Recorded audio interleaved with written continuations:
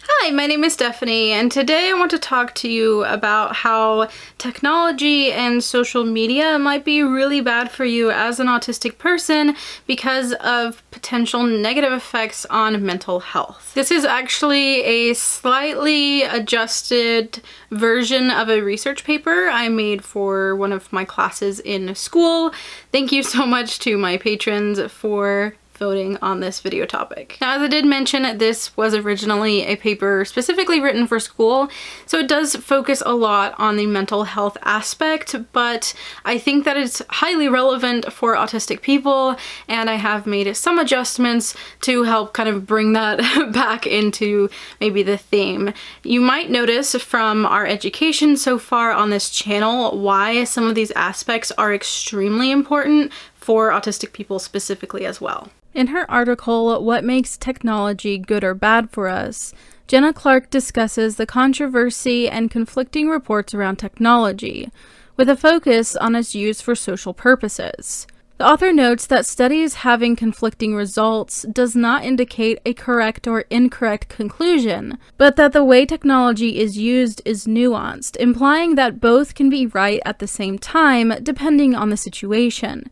Clark suggests that using technology as a vehicle for actual in-person socialization can be helpful, but many aspects of how people actually use things like social media can be detrimental to their mental health and relationships. In 1984, only 8% of US households owned a personal computer, but in 2018, less than 3 decades later, 2.65 billion people in the world used social media. The use of technology has created jobs that never previously existed, made work from any location possible, and let families separated by a few streets to entire oceans be able to talk and see each other's faces in real time. People seem to be more connected than ever before, but the innovation meant to make the world into one giant community may be having a negative, possibly damaging effect on its users.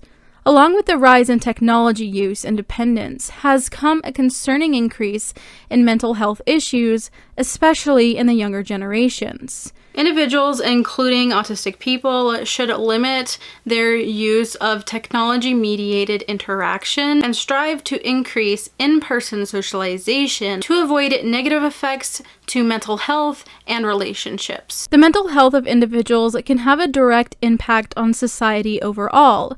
According to Encyclopedia Britannica, the term mental health encompasses rehabilitation of the mentally disturbed, prevention of mental disorder, reduction of tension in a stressful world, and attainment of a state of well-being in which the individual functions at a level consistent with his or her mental potential. Attaining a state of well-being in which an individual is capable of functioning at one's mental potential is arguably imperative to the overall state of society.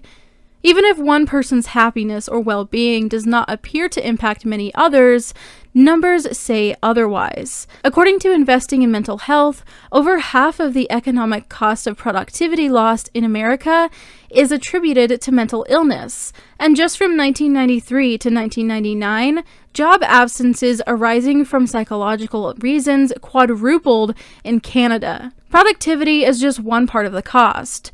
The economic impacts of mental illness include its effects on personal income, the ability of the persons with mental disorders or their caregivers to work and make productive contributions to the national economy, as well as the utilization of treatment and support services. With mental health being such an important aspect, attention has turned to the increasing amount of mental health issues affecting people today. Rising numbers of mental health issues and the possible link to social media and technology use has caused concern. One study completed in 2017 found that the number of young adults that reported experiencing serious psychological distress increased 71% compared to 2008, while reports by older adults decreased. Specifically, depression has been a notable mental illness with soaring rates of prevalence. An article written for Scientific American Mind states that in 2014, psychologist Jean M. Twenge analyzed data from nearly 7 million teenagers and adults across the U.S. and found that more people reported symptoms of depression in recent years than they did in the 1980s. This alarming decline of mental health seen in young adults appears to coincide with the rise of technology use and social media, often used frequently by younger generations. Researchers from the aforementioned 2017 study stated, the increase in adolescent major depressive episode began after 2011, concurrent with the increased ownership of smartphones and a concomitant increase in digital media time in this age group.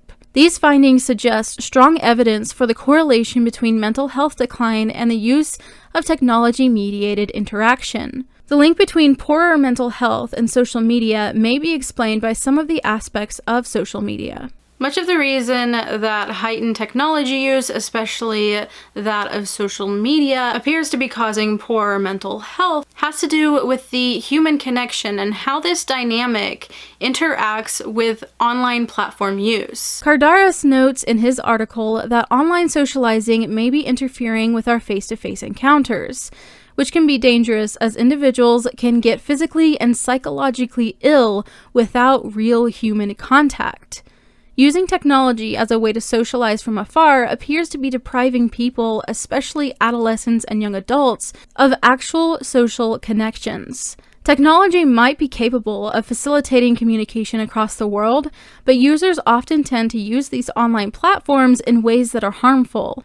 Clark notes that passively scrolling through your Facebook feed without interacting with people has been linked to decreased well-being and increased depression post-Facebook use, calling this passive and shallow connection to others social snacking. Another problem arises from a part of the social aspect of human nature, comparison. What people post online and what their day-to-day life actually looks like are almost always very different. When we compare our messy lived experiences to others' curated self-presentations, we are likely to suffer from lowered self-esteem, happiness, and well-being. The negative effects on mental health can be confusing for those using the platform as a means of connection. Some people report mixed feelings regarding the concept of being more connected via social media and its effect on their mental health. This is the case for one YouTube commenter who shared his experience with social media and his feelings regarding it. For me, social media generally seems to augment the feelings that I already have about my social life. Lately, I've been spending a lot of time on Reddit, like 3 to 4 hours at a time, just scrolling, which has been quite a time waster, and I feel pretty depressed after getting off of it. On the whole, social media makes me more connected and aware of the hive mind, but I wouldn't call it good for me by any means, except generally being up to date on current events. If anything, it's added to my feelings of nihilism and cynicism for humanity. Though the commenter, Wallace, feels more aware of current events, he reports increased feelings regarding his social life, which he implied in a negative manner. In fact, he also mentions trying to be a part of a community of online gamers based on his interests, but found the community as a whole pretty toxic, as well as having rid himself of Facebook due to passive interaction, saying, "I'm still quite lonely without it, but I'm not reminded of other people's lives quite as much." For those like Wallace, social media can be a painful source of social comparison while anticipating an increase in social interaction. Instead of receiving necessary and important human connection, Wallace and others are met with a magnifying glass placed over their seemingly inadequate social lives, compounding the existing problem. The mixed messages of what should be and what people are actually experiencing on social media extends to the effect social media has on romantic relationships as well. Social media, marketed as a way to create and maintain relationships from anywhere in the world, may not always have the intended effect, especially regarding romantic relationships. Technology can serve to cause problems rather than facilitate connection.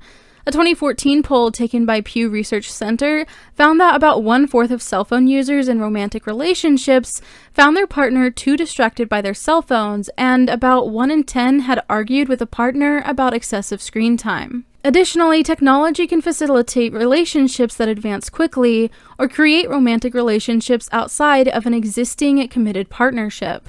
A 2015 study found that 27% of teenagers with relationship experience say social media makes them feel jealous or unsure about their relationship. Even when not directly impacting romantic relationships, the public nature of sharing about one's romantic relationship on social media makes many teen users feel that too many people can see what's happening in their relationship on social media. When relationships end, unfortunately, social media and other technology can turn into an ugly place and a direct cause of damaged mental health. The 2015 study found that 22% of teens had a partner use the internet or a cell phone to call them names, put them down, or say really mean things to them, and 15% report that a current or former partner spread rumors about them using digital platforms. Not only does social media affect relationship, but it has been shown to directly affect the brain as well. Technology and social media use can cause issues in the brain and functioning. One frequently noted way that technology use has affected younger generations is poorer attention spans. A study published in 2018 found that there was a robust association between adolescents' reported daily digital technology usage and same-day symptoms of ADHD and conduct disorder. Additionally, researchers found that higher levels of digital technology uses during early adolescence predicted poor self-regulation and increases in conduct problems. The researchers did place importance on acknowledging that these findings could be causal, or that adolescents with pre-existing mental health problems are more susceptible to technology overuse and the subsequent consequences, which could result in an unpleasant cycle. Not only has a link been found between technology and social media use causing issues with attention span and conduct, some research suggests that engaging in multitasking via digital media does not improve our multitasking performance in other settings, and in fact seems to decrease this cognitive capacity. While a decrease in the ability to engage in real-life multitasking is certainly a concern, another finding regarding brain responses to social media engagement is arguably worse in terms of mental health. One study mentioned in an article by Barris found that the part of the brain stimulated when a person engages in drugs and gambling is also activated when teenagers and their friends receive likes on their online posts, which may cause users to expect or feel as though they need the stimulation to feel happy. Despite the potential negative effects on the brain, some believe that social media can be a great option for those who are lonely. Proponents of social media and technology use argue that those with poor social skills or access to others are made less lonely by utilizing these tools. Many individuals have limited access to the public, whether due to illness, disorders, or simply transportation. Others with less than great social skills and social anxieties may find comfort in being able to connect with people online. One study by Markovitsky et al. Found that socially anxious individuals who utilize chat to interact with someone before a face-to-face interaction reported less social anxiety in that interaction, but no data in the study suggests whether this would apply in a more generalized sense. While this could be a useful way of helping socially anxious individuals take steps into face-to-face interactions with set people, many people use the internet as a substitute for socializing in person instead of a stepping stone toward it. A 2003 study found that lonely and depressed individuals may develop a preference for online social interaction, which in turn leads to negative outcomes associated with their internet use. Lonely individuals using social media as a way to combat loneliness are likely to spiral into a vicious cycle that causes them to become more isolated, meaning a temporary relief of perceived loneliness would be bought at the price of a longer-term negative impact of mental health. Those on the autism spectrum are of particular interest in this area as they tend to have less social skills and therefore a higher dependence on technology and social media. Autistic individuals are at a specifically high risk for the noted negative effects of social media and technology. Those with ASD are known to have many comorbid conditions. One study indicated 77% of their participants with ASD had other psychiatric diagnoses or issues. With this level of risk, autistic individuals need to be mindful of things that might contribute to poor mental health. The 2018 study that pointed to technology use and its correlation to higher rates of poor self-regulation should be of special concern, as autistic individuals have a great deal of trouble with self-regulation and executive functioning as it is. A study done by Wright that focused on cyber victimization of ASD adolescents found that parent mediation and perceived social support greatly reduced associated depression. Additionally, the same study followed up a year later and found that findings remained consistent. Clearly, autistic individuals, despite being more prone to avoiding social situations due to poor social skills, are at more risk for the negative effects of technology. Avoiding the negative effects of social media and technology use and improving in-person social connections for mental well-being could be achieved in many different ways. An obvious approach would be to simply limit the amount of time spent on social media. Psychiatrist Dr. Fornari agrees. Physicians need to counsel parents to monitor and limit smartphone use, especially on social media. In fact, one study set out to see if limited social media would indeed lead to better mental health. According to the study's lead author, using less social media than you normally would leads to significant decreases in both depression and loneliness, and added that these effects are particularly pronounced for folks who were more depressed. As for those who have difficulty socializing other than social media, community meetings or groups could be a great option, especially overseen and operated by a therapist. Such groups could work with the community to help aid individuals in transportation and overcoming other accessibility barriers. For those who have little connection other than online, already existing community programs can help facilitate relationships face-to-face based on similar interests, including sports and after-school programs. Taking the extra step to make a goal of in-person socialization with friends or family may also be a viable option for many to help combat the issues discussed in this video. Within the last few decades, technology use has skyrocketed. Social media platforms have been created and flourish with millions of users. People all across the world are capable of being in contact with one another. However, the use of this technology has become nearly compulsory, and the detrimental effects on mental health have become apparent. Not only does mental health affect one's quality of life, but it can have a greater effect on society through loss of productivity, strain on family, medical costs, and more. Technology may be a great tool to share ideas or to get in contact with someone otherwise unreachable, but using it as a substitute for genuine face-to-face interaction and socialization is causing significant harm. Reducing the amount of time spent using technology, especially social media, can combat the rampant issue of poor mental health. In light of recent world events, which have required millions of people to be quarantined, plenty of which are isolated, more research should be done on the effect of this new forced dependency on social media to socialize has created. Specifically, how one can meet the need of socialization without risking one's life, as well as how effective video calls are in substitution of actual in-person interaction. Mental health is a serious problem and should be a high priority. Taking measures to retain that human connection over communication via technology is imperative. I know this video was a bit different than my normal style. I did have to meet certain requirements within my research paper, and it was set up to be also an argumentative paper, where usually my videos I'll try to give more time to each side and such.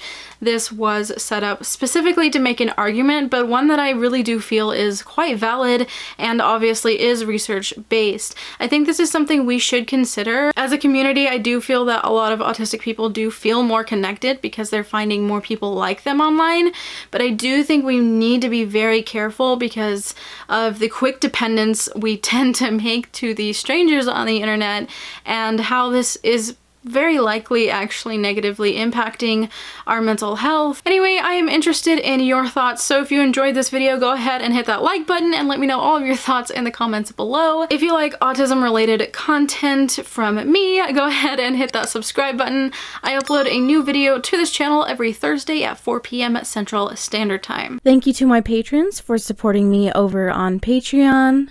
And a special thank you to my Spaz tier patrons, Brian Kleinhammer and Jesse Graves. Thank you so much for watching. I hope you have a wonderful week, and I'll see you in my next video. Bye!